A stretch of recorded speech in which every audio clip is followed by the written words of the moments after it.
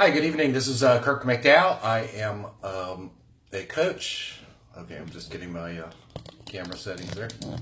I'm a coach and about to be author. Very excited. I have a book coming out, Contribution Selling. My ghostwriter tells me that won't be what the name of the book winds up being, but right now it's called Contribution Selling. We're about 3 weeks out. But I'm here tonight to talk to you about a workshop I'll be doing Saturday, the 19th, Saturday this few days from now, and it's for Empowering Austin Now, Ian, and it's Saturday the 19th from 10 a.m. to 7 p.m. at Barton Skyway, a place called oh goodness, I don't see what it's called now, but anyway, 2901 Barton Skyway, but that'll be on that's already on the post. So anyway, it's a full day event. There'll be multiple speakers. The theme for the event is conscious entrepreneurship. So that's pretty cool. Conscious entrepreneurship, and the other speakers are there on the copy below the video. But I'll be speaking at noon to 1. So be there at 7, but for sure be there at noon. So I'll be talking about contribution selling. So what is that? So it's a transformational approach to selling. So a transformational approach to selling. So what does that mean? Right? So it's a unique or distinct way of looking at this idea of selling in a way that provides a whole new ability, right? A whole new power, a whole new fun and expression and so forth. So and results. So I'm going to talk about selling a little bit, but I'm going to challenge the notion of what selling is and certainly what it could be. So all right. So if you'll notice, and also the book is really geared towards, and this talk will be really geared towards entrepreneurs, solopreneurs, freelancers, practitioners, people who find themselves kind of in addition to every other role that they have to play, they're also the breadwinner, the rainmaker, the salesperson, etc. Right? So you're the person who has to actually have money come in the door. So you're the one I'm speaking to, and you probably didn't get into the business that you're in because you wanted to transact business. If you're a karate teacher, you probably love karate. If you're an architect, you probably love architecture, and so on and so forth down the line. But what often happens is, sort of an impassioned entrepreneur, let's say someone who gets in business with a passion of something, kind of hits that hard, cold reality one day that businesses run on cash, and cash generally follows some sort of a transaction, right? So that usually follows some sort of a conversation. And so here we are, we're back at square one, So, if you're like a lot of people, you may have some baggage about selling. Experiences of buying something where the salesperson was discourteous or rude or hostile or whatever,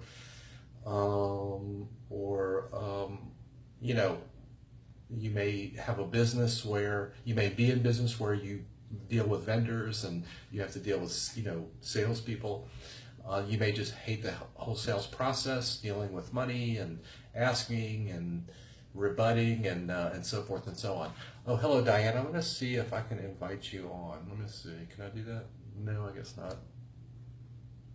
Let me try and invite you, Diana, if you'd like to join me. Let's try this real quick. I'm not going to take up too much time with this, but let's see if I can do this. Done. Okay, there she is. Invites. Okay, Diana, I think you can join, I believe, whenever you're ready, if you still want to do that. Okay, so there you are. You're an entrepreneur, you're a solopreneur, and so you find yourself having to sell, and you've got some baggage, you've got some bad experiences. You don't want to be one of those people. You don't like dealing with money. You don't like dealing with negotiating. So that's a pretty common thing. So that's really the target audience for this. And so one thing you have to kind of start to deal with is, the baggage that you have about selling, or, some of your experiences are really going to be a hindrance, right? Because you're either going to think that's the way to do it, which is, you may notice, okay, so when you've had bad experiences with salespeople or a sales process or situation, you may notice there's some common characteristics, like you felt manipulated, you felt pushed, you felt, somebody was hostile with you, lied, cheated, so forth and so on, right? So there's sort of a group of experiences that are sort of common when people sort of think of the sort of the negative side of sales, right? So now none of that's the way anything has to be. Okay, so yeah, probably overall, at least in the business world, probably overall, the professionalism of sales has picked up over the last couple of decades. Certainly since I started in the '80s. I'm dating myself now, but nonetheless, what you find is salespeople tend to have a sort of self-centric approach, right? In that, they have a lot riding on whether or not you say yes or no, right? So it's hard to be unbiased in your advice and in your counsel if your house note is riding on the answer to someone's question, right? So, so there's just an inherent sort of selfishness or self-centeredness or self-bias in the role of salesperson, right? And the good ones are very good at covering that up and being charming and effortless and all that, but nonetheless, right? And then the other thing is salespeople tend to be self-centric in that they have a particular product or service, and they would really love it if your problem would fit right into their product or service, right? So there's often a sort of a certain amount of squinching and, whatever your problem is, I guarantee you this is the solution, but, they knew that before they walked in the door, right? So anyway, so there's some kind of common characteristics which we could say are sort of self-centered, right? So, and then you may notice that from time to time you've encountered a sales situation or a salesperson, and it was delightful and wonderful. All right, so that's interesting, right? And I have to say, I sometimes am an advocate for the sales profession, but in this case, I would have to say that in my experiences with salespeople, I'm delighted a lot less often than I'm, annoyed or offended. But that really presents an opportunity. Okay, so really, and I don't mean in a yay, everything's wonderful kind of way. Like, it really presents an opportunity, which is if most salespeople are sort of self-centric, and even if they're great people, like being really generous, they're still self-centric in that they're often looking at your problem through the lens of what they would like to sell you, right? What their solution is, right? Here's another approach, right? So here's the transformational part, right? So here's another approach. What if this whole idea of selling was just an opportunity to contribute, like one human being to another, right? So nothing really changes on the outside. You're still going to dress the way you dress, and you're still going to, go have coffee or talk on the phone or whatever it is you do, right? But what if you were completely settled and disengaged from how selling has always been for you, right? And you're creating for yourself, right? And you're, with this sort of keeping your side of the street clean, right? You're going to create for yourself that selling and the whole idea of selling is really an opportunity to contribute. Contribute what? Well, I'm assuming that whatever you have to offer is extraordinary, is awesome, right? You wouldn't have a business, or you wouldn't be out, spending your time and energy on something unless it was awesome. So if what you're selling is not awesome, this is not for you. So it's just assumed, right? So if you're selling something that's awesome, like you've got a valuable solution to some person's problem, right? Then really all you're doing is looking for people who are looking for you. You're just looking for people who have the problem that you would love to solve. And so if you're looking from and listening for how to contribute, right, You're going to gracefully sift through people, right? You don't want to try to sell people who don't have any need for your stuff. That's ridiculous and a waste of time. Then it's not a contribution, right? So, you find your process, and then we can talk about this in person if you'd like, but you find your process for finding your audience, right? The people that you want to talk to. And then you have a conversation where you thoroughly understand their problem. Now, you're not listening to find the thing to close the deal, and you're not listening to find the thing to convince them something or change their mind of something. You're not listening for what you can use to push them or pull them or none of that stuff, right? What you're listening for is what is something that would really make a difference for what they're dealing with. Like you said, you're listening for like what's important for them. You're listening for, what's the missing piece of information, or what's the new idea, or whatever, but you're listening for how to be a contribution.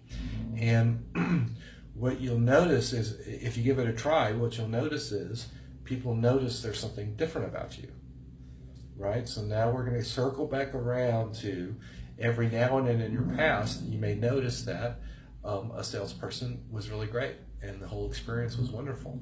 I'll just bet you that salesperson was really interested in taking care of you. And you had that experience, so you felt safe and it was fun, and you're still happy with the experience, so I assume it all worked out, right? So you'll notice that it's not actually difficult to be the one that stands out, right?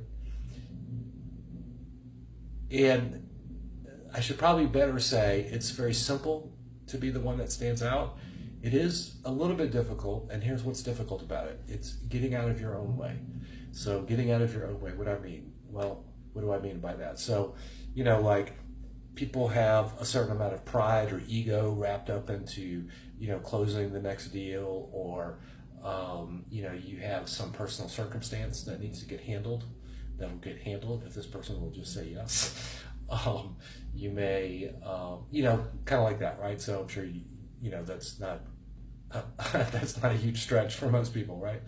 And so it's actually really difficult to operate and listen through that, because sometimes the temptation is so great, like there's so much riding on it, right?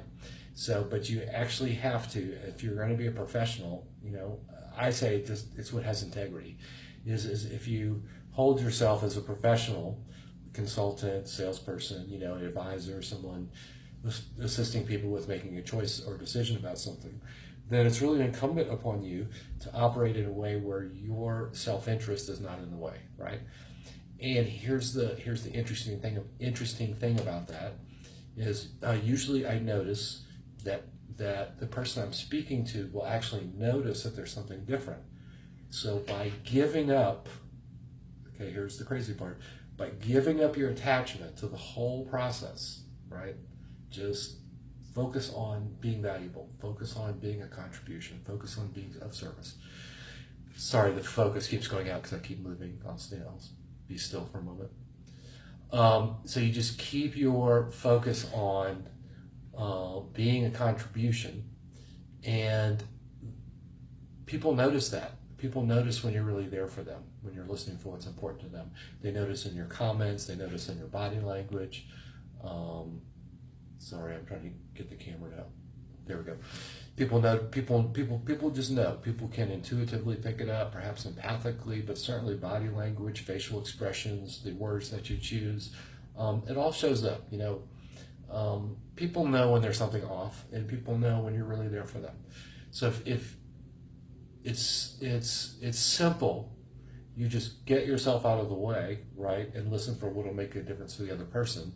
It's difficult in that that's not easy for people to do as a general rule, right? So it takes practice, and I've got some easy and fun steps to assist with that, but that's as far as we're going tonight, because I want you to show up this Saturday, the 19th, we're having a conscious entrepreneurship multi-speaker event. I'll be leading at noon for 1 hour, and I'll be talking about contribution selling. I also love to talk to entrepreneurs and business owners about their selling challenges. If you'd like to find out more about me, you can find me at kirkmcdow.com, KirkMcDow, KirkMcDow.com. All right. Well, look, I hope to see you on Saturday. If you were here and you come Saturday, please say hi and let me know that you saw me. And then I'd love to meet you and see what I can provide for you. All right, great. Hope to see you Saturday. Take care.